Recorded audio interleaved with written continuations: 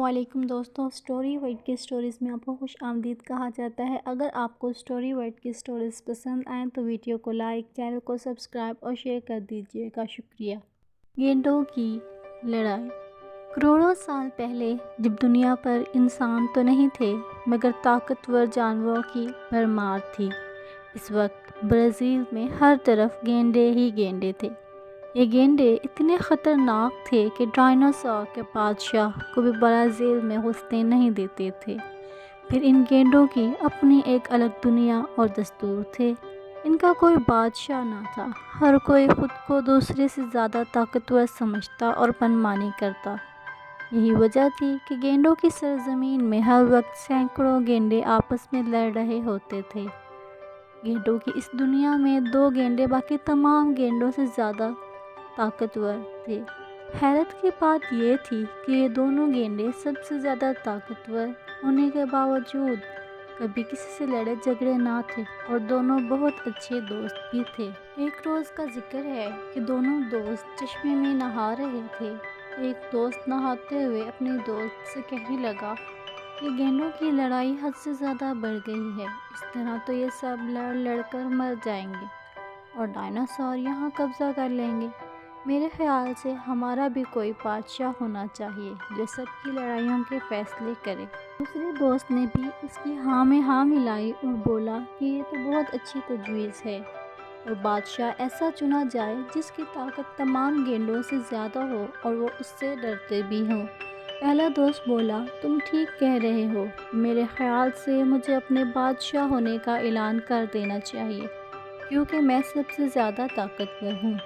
دوسرا دوست چشمے سے باہر آتے ہوئے بولا، طاقت میں تو میں بھی تم سے یا کسی سے کم نہیں، میرے خیال سے بادشاہ مجھے ہونا چاہیے کیونکہ میں ڈائناسور سے کئی بار لڑ چکا ہوں۔ پہلا دوست ذرا غصے سے کہنے لگا، نہیں، میں بادشاہ بنوں گا کیونکہ یہ میری تجویز تھی۔ دوسرا دوست بھی غصے سے چنگھاڑا، نہیں، بادشاہ بننے کا حقدار صرف اور صرف میں ہوں۔ دونوں دوستوں یعنی گینڈوں کی تکرار حد سے زیادہ بڑھ گئی اور وہ ایک دوسرے کو مقابلے کے لیے للکارنے لگے۔ چنانچہ کچھ ہی دیر بعد وہ ایک دوسرے پر خونخوار طریقے سے حملہ آور ہو گئے۔ دونوں طاقت میں یکساں تھے مگر پہلا گینڈا دوسرے گینڈے کے مقابلے میں ذہین بھی تھا کیونکہ وہ اپنے تمام وار سوچ سمجھ کر رہا تھا۔ جب بھی کوئی گینڈا زمین پر گرتا تو اس کی وزن کی وجہ سے زمین لرز اٹھتی، بہت سے پہاڑ بھی گر گئے اور نئے چشمے بہنے لگے۔ گینڈے اور ڈائناسور ڈر کے چھپ گئے۔ دونوں دوست یعنی گینڈے کئی دن تک مسلسل لڑتے رہے۔ ایک روز پہلے گینڈے نے دوسرے گینڈے کا کان اپنے جبڑے میں پکڑ کر اس زور سے کھینچا کہ وہ بڑا ہوتا چلا گیا۔ پھر اس نے دوسرا کان بھی پکڑ کر کھینچ دیا، وہ بھی ٹوٹا نہیں تھا مگر بڑا ہو گیا۔ پہلے گینڈے نے یہ دیکھ کر کان چھوڑ دیا اور غصے سے اس کی ناک پکڑ کر کھینچنے لگا۔ ناک بھی کانوں کی طرح بڑی اور لمبی ہوتی چلی گئی مگر جسم سے الگ نہ ہوئی۔ پہلا گینڈا بہت پریشان ہوا کہ اب کسی طرح اپنے دوست یعنی دوسرے گینڈے کو مار دیا جائے کیونکہ اس کے جسم کا تو کوئی حصہ زخمی نہیں ہو رہا تھا۔ تاہم یہ ضرور ہوا تھا کہ دوسرے گینڈے کی جب ناک کھینچی گئی تو وہ بے ہوش ہو کر گر پڑا۔ تھوڑی دیر بعد جب اسے ہوش آیا تو وہ غصے سے چنگھاڑتے ہوئے کھڑا ہوا۔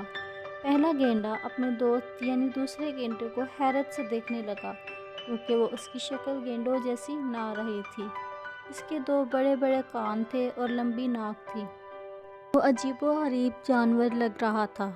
دوسرے گینڈے نے بھی اپنی صورت کو قریب سے بہتے ہوئے چشمے کے پانی میں دیکھ لیا تھا، اس لیے وہ غصے سے پاگل ہو گیا اور اس نے اپنی لمبی ناک سے پہلے گینڈے کو پکڑ کر پوری طاقت سے اوپر اٹھایا اور پھر زمین پر پٹک کر اس پر اپنے پاؤں رکھ دیے اور اسے مار دیا۔ اگرچہ اس کی شکل گینڈوں سے بالکل مختلف ہو گئی تھی مگر لمبی ناک کی وجہ سے اسے یہ سہولت ہو گئی کہ وہ دوسرے جانوروں سے زیادہ طاقتور ہو گیا اور بڑے کانوں کا بھی اسے یہ فائدہ ہوا کہ اس کے ذریعے اڑنے والے کیڑے، مکھی، مچھروں کو مار سکتا تھا۔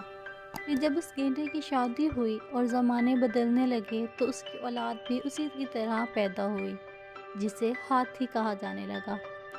اس وقت ہاتھی بہت ظالم تھا اور کسی کو معاف نہیں کرتا تھا، ہر کسی سے دشمنی مول لے لیتا اور دوستی نہ کرتا۔ مگر جب انسان پیدا ہوا تو ہاتھی کو اس نے اپنا دوست بنا لیا۔ پھر ہاتھی جنگوں میں بھی دشمنوں کو بھگانے کے کام آیا اور بچوں کو جھولا جھلانے کے کام تو وہ آتا ہی رہے گا۔